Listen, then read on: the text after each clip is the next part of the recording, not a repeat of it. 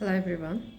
Today's topic is trauma response and how we can get out of it. People often don't realize, they think they're being too uptight, too, on time, doing things. They think this is self discipline, and to a certain extent it is, but that is not self discipline. And a person who has that self discipline must know how to take rest as well. There are people who go through a lot of life experiences, and because it seems like it's a normal thing to experience in life, because everybody around them is experienced or experiencing something similar more or less, and because of that thinking that this is normal, many people adopt such mentality that it's okay to behave this way, to accept this way, because this is normal, that is normal, which is not. Everybody has a limit of bearing certain things. For example, the ability to go through period pain is different in every woman. So one might be experiencing very severe period pain, but that woman might still hold on because the ability to withstand it is higher.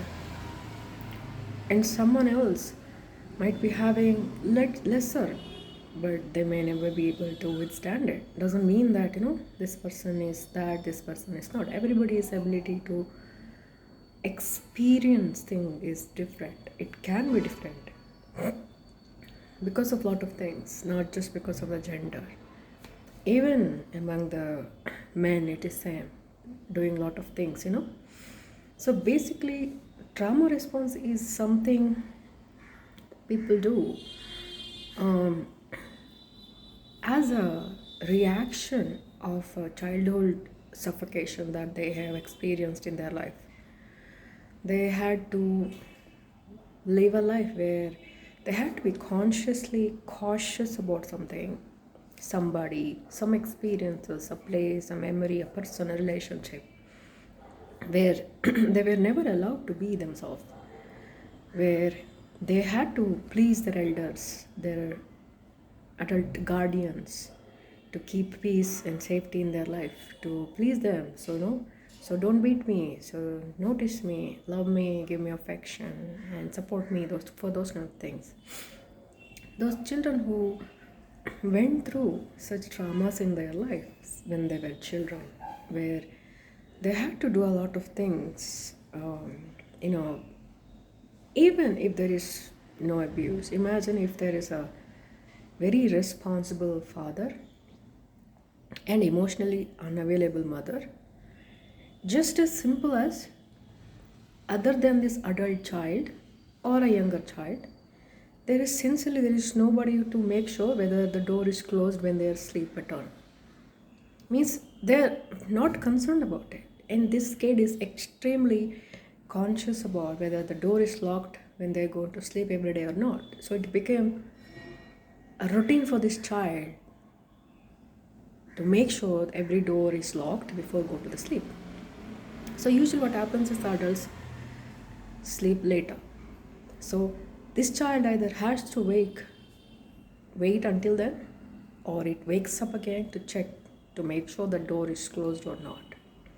It may wake up multiple times at night because that's in the head, whether did I check it or not, this is one of the things that can a child go through while going through, considering if that family lives in a place where lot of thievery happening, or if it is a female, because of that kind of a insecurity, fear of what if somebody walks in. Imagine if that father is a drunkard and he goes in, goes out whenever he wants to. This child cannot see children, usually, even if there is a multiple children. However, most emotionally tuned to this kind of situation will try to take the responsibility that should be the adult responsibility. This overthinking. If I do this, what if that other person does something to me, or react this way, or doesn't react this way? If I take little bit more of this, what if that person gets angry on me? These kind of the overthinking, because their imagination goes wild, because they had to see every possible outcome of a situations to survive in the childhood, because there were no feeling of security for them. Because if a child is made responsible for certain things without even parent realizing, sometimes the child has to step up because it feels responsible for it, because either it want to keep it safe or its siblings safe, the family safe. The child is trying to, keep a family glued together. To imagine if there is a family where constant fighting's happening, so suddenly a child, feeling insecure about it, because what if they lose their parents? What if their parents get divorced and separated? Because of that, the child trying so hard to bring that coded relationship in a family by making up for the things that they're not supposed to do, just to make sure the parents don't fight with each other. Either doing the chores that make these parents stop fighting, or contributing in certain way, or trying to be the funny one to disperse that angry tension in the family, trying to take all of those things. This is all a trauma response. People who are extremely funny, they're they're just trying to make up that sadness in their home that their parents has brought to them in that family. Most likely that is how it is. If that child has that kind of a you know sense of that numbness, it doesn't even realizes it. And those children who are physically or mentally or verbally abused, they're most likely very conscious about, if I say this, that person might do this. So they'll be like thinking in their head what to say, what not to say, 1,000 times in their head before speaking to somebody, because they are too much conscious, too much cautious, because they are afraid. Because when they were children, if they misspoke, if they were not cautious about the words they have been speaking about, they are the one who received negative reaction from the adults in their life, whether it's beatings, verbal altercation, or extreme criticism, or some kind of a punishment, some kind of a manipulation. Even, for example, child, trying to not to speak up, because if it is speaks up, mother or a father starts to cry, because they say, no, I can't take it, you are such a blah blah blah. Make the child feel like it's a burden. No, it's not necessarily physically or verbally abusive. Even manipulation, like just crying and saying no, saying a lot of the troubles they themselves are going through, to make the child feel guilty about their life.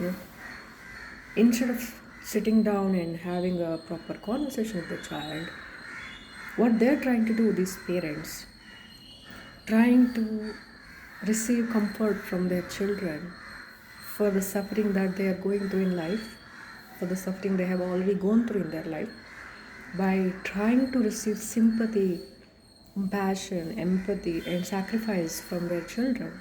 Some people use force, coercion, manipulation, use emotional attachment, relationship attachment. Some people use money to control children that way. Some people, use extreme criticism. Basically, they don't do anything for their children much, and they end up saying the children that no matter what I do, it's not enough for you. So you are the selfish one. These kind of things. So a child grows up, any child, any children that grows up, it's like a feeling like a walking on a eggshell. They had to compromise a lot, sacrifice a lot. They had to suppress their emotion a lot. They had to make up for the lacking of their parents in their life. They had to behave like an adult when they were children. And when they had to think a lot, behave a lot. They will pick up the cues from people so quickly, whether someone is angry or not, whether someone is upset or not. Their mood shift immediately, their words changes immediately. They behave like a chameleon. It is not they are trying to behave fraudulently. It is a survival mechanism because they had to pick up those cues from their parents, from their guardians, whoever raised them, whoever surrounded them with, to protect themselves.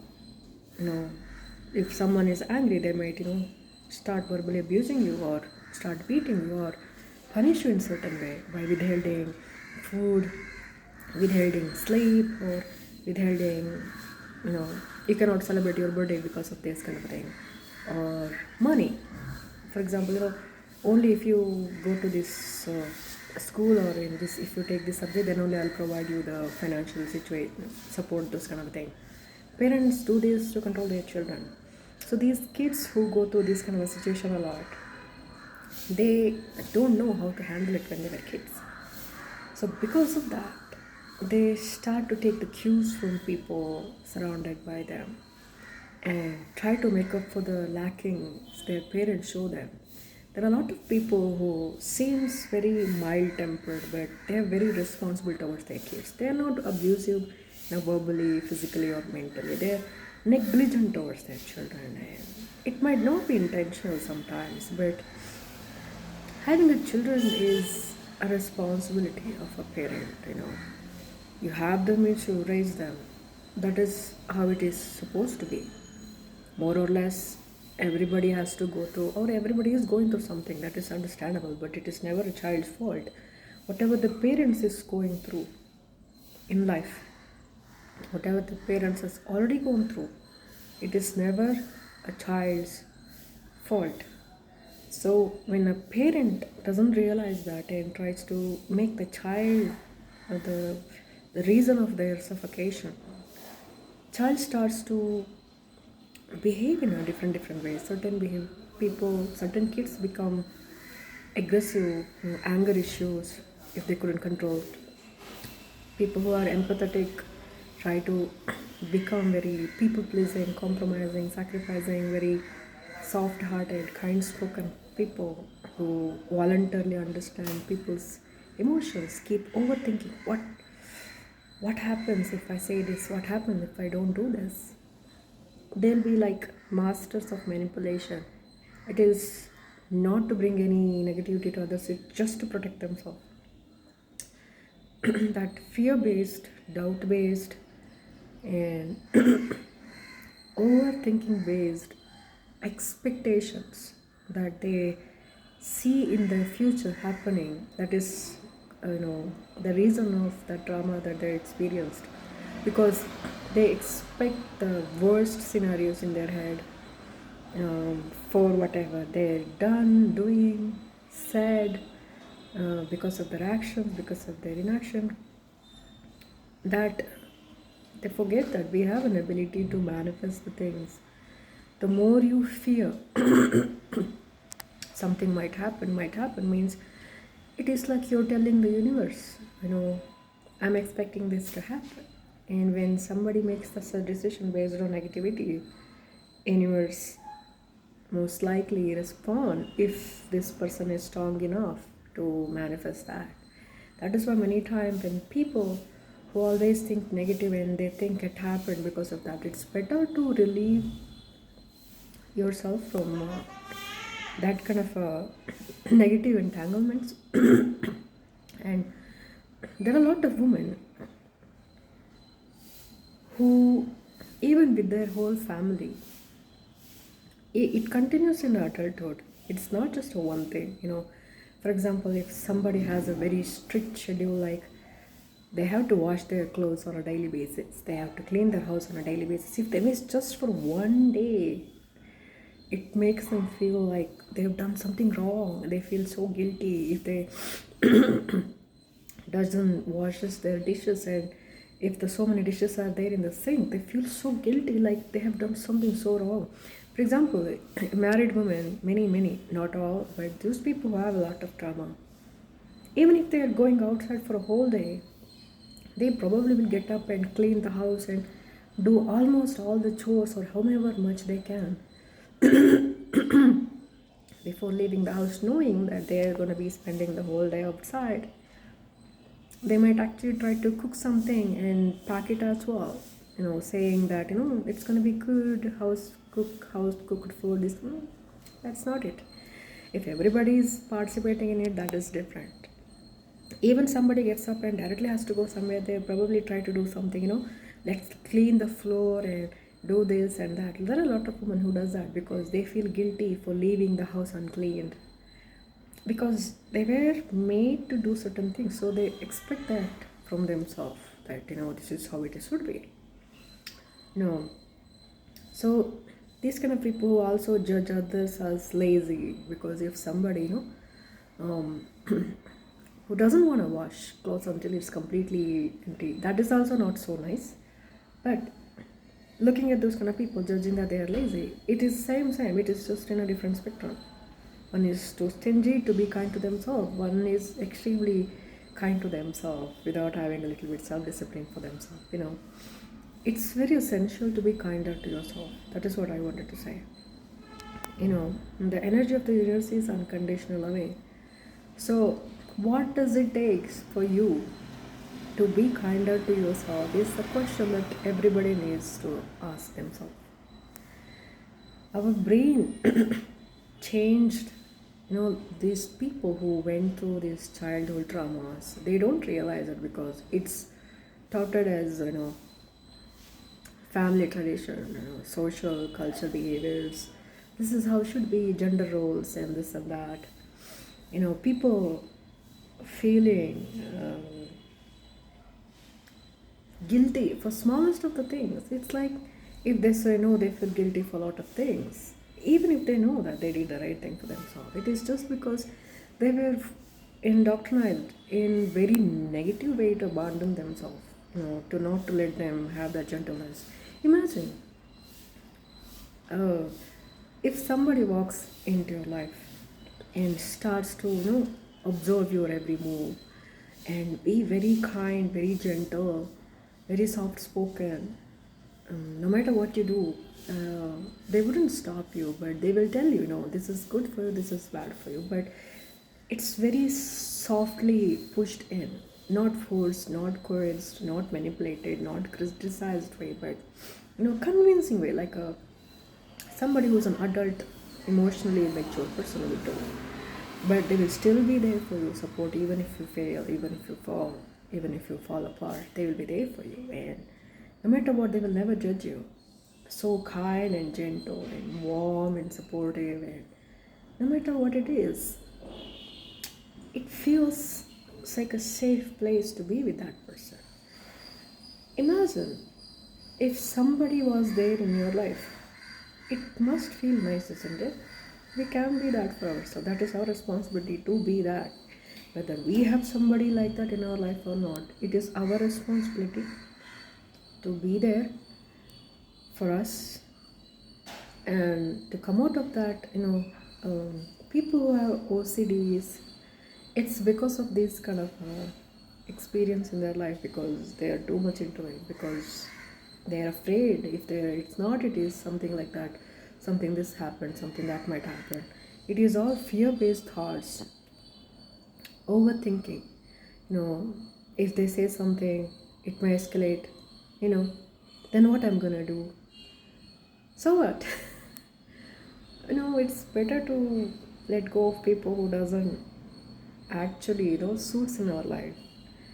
It's what happens is our brain is connected to the body, and when we feel that negativity, our body sends signals to the brain, and if the brain starts to think that there is something dangerous there, it starts to do the same thing to protect ourselves from. This is exactly why this overthinking, it starts to find a way to protect us. That is why overthinking, expecting the worst scenarios and then fearing it happening and keep thinking about it. Some people might even feel that, in their body, in their heart, in their head, headache happening, hands shaking. People experiencing this anxiety attack, emotional breakdown, crying. This is all some symptoms that is extremely done with these kind of people. But as I told in the beginning, it is so simple as it is, to be wary of, whether the door is closed or not. It can be just as simple as it is. People who are not able to, put their clothes in a bin for like 10 days, let's wash it together later. It doesn't have to be, every day's work. Let's give ourselves a little bit of freedom. There are people who felt responsible for certain things, who give up their own happiness and sacrifice themselves even when they're growing up. For example, a child who felt responsible directly going to the school, despite every friend of its going to some shop, I don't know, for just to eat ice cream and going back home, it skips it, thinking that this is what's needed to be done. So these kind of trauma responses, some people can become aggressive bullies.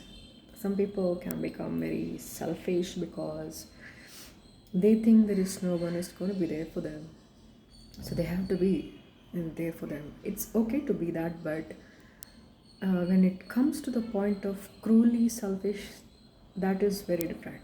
Being self-sufficient and being, self-aware of our needs and fulfilling that and be a little bit selfish is okay when we are trying to protect our, ourselves, our things, our being, our existence, and everything. But people who are doing this, cruelly doing this, just because they want that feeling of power over others, that is completely different. And children can be turned into a narcissist because of this, because they felt utterly helpless. Even something simple as a parent treating children differently, sending one child to one school, another child to another school, and child not being able to say anything about it or do anything about it, even if it expresses and feels in that inferior complex and makes wrong choices again because less opportunity, and that inner jealousy, inner suffocation. A lot of things can happen in a child's head and parents may never realize it, and because of that a lot of things can change, and a child can turn into an empath who sacrifices a lot for every single one. So this trauma response is something that we need to let go of. We can rewrite our brain when when we get up in the morning. We can look into the mirror, and we can tell ourselves, look into direct to our eyes, how much we love ourselves, how much we can support ourselves, how much we are in love with ourselves. It's like if somebody else tell that to us, how much happy we're going to be feeling, isn't it? That is exactly how it is. So when we tell that to ourselves, a part of our brain, our part of our nervous system heals. So we can also make such changes. No? What if I say this, if that person behaves this way, what if that happens? So you can tell yourself, what? So what? Then I'll say something else in return. If they get angry, so be it. So there are a lot of ways, this overthinking can be released from our life. Doing a daily affirmation when we wake up in the morning, looking at ourselves in the mirror, and when we go to sleep, before we go to sleep, before at least 30 minutes to 60 minutes, it's better to keep the mobile away both the times and do this affirmation with the feeling. It can change a lot, and realizing what is important, whether it's important for us to choose what's happier for us to be in a calmer mood, or having some tensions and worrying and having doubts is better for us. It's not right. So basically what is good for us, it's better if we have the ability to choose it. This is exactly why uh, eating a very healthy food helps. Doing yoga, it helps to stretch out the body, releases that tension from the body to relax it. And along with that, if we do the meditation, it actually gives a lot of oxygen to the body, which helps the brain to calm down. It also helps the blood circulation, So when this body feels safe, our brain doesn't react that much, our heart acts up. So when the brain feels safe, because of this yoga, because of this meditation, because of a healthy eating habit, we can make our body feel like it is in a safe mode. We are safe. So when it happens, that overthinking, that anxiousness, the anxiety, that fears, doubt based thoughts, the premonition of future, the overthinking, imagining the worst possible outcomes, those kind of things, it reduces with the time. And sitting under the sun helps a lot. I have personally experienced very positive effects of actually sitting under the sunlight in the morning, 7 o'clock, 8 o'clock, wherever you guys are. It's at least 20 to 30 minutes a day. It actually helps a lot. It's just people might not understand actual connection between these kind of things, but when it's all come together, it's like a cooking. You may never know how much things would change. You cannot eat spices individually. You bring the spices together, you add it with some other ingredients, and then you make the final dish, and that dish tastes nice. So this is how it is. We make a little bit changes in our life and stop engaging with those negative people is best. If you cannot escape their conversation or in their presence, let them speak whatever they want. It just it's like you have to try to become like a pot with a big hole in it. No matter how much they try to insert, it goes out because you're not absorbing it. You're not absorbing it. That is the best way. It's not to react, not to give attention to whatever still the negativity is there, and trying to focus on healing and desire that you need to heal, and doing this affirmation, eating healthy, going for a walk, maybe some light stretches. Doing yogasana is basically for a lot of other reasons, but in this way, stretching the body relaxes a lot. Tension in the body goes away, because people, you might have experienced, when a person is smiling, their face relaxes. When they get angry, the tension rises in their eyebrows, in their face, in their cheeks, in their whole face. Our body feels the tension that we feel.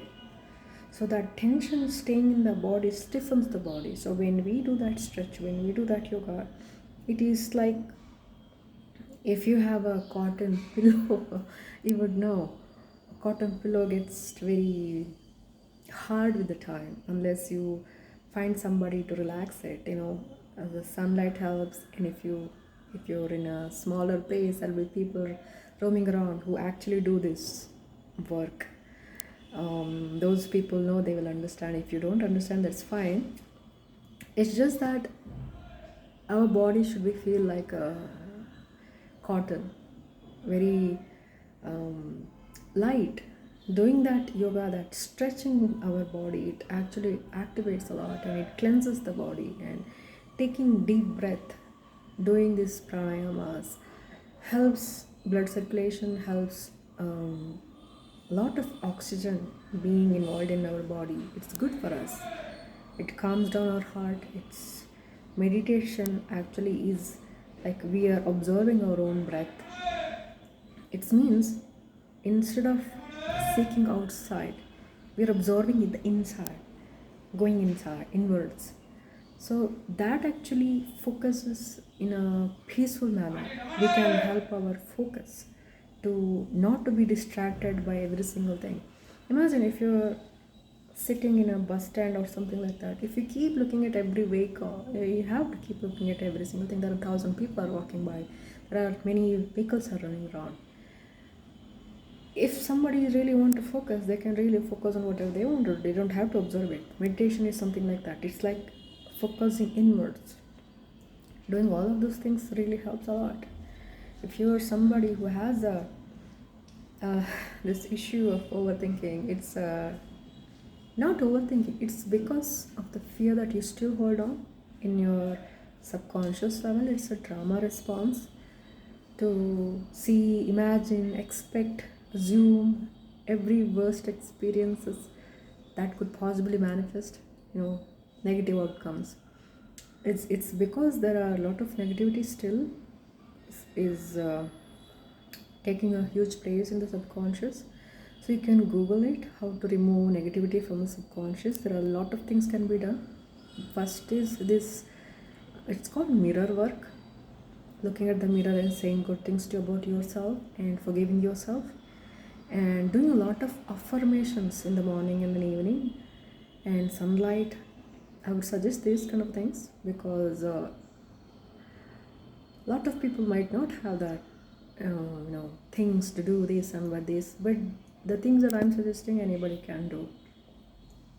You just need to be focused and doing it on a regular basis. It's like a droplet, drops, drop, it get collected, and one day you will realize that if you keep doing this, how much you used to be scared of the same thing that you're no longer scared of. For example, if you had a fear about your grandparent or somebody, uncle, auntie, or even some teacher in the school, because you thought that they had power over you, because you were made to feel that way. We have the highest authority over ourselves. When we remove that fear of somebody else having a power over us and take that power in our own hand and decide that this is how it is going to be, and without the ego, just for the sake of ourselves, for our peace, for our happiness, for our security, safety, and stability. So these kind of things that we can do, this is what I would suggest.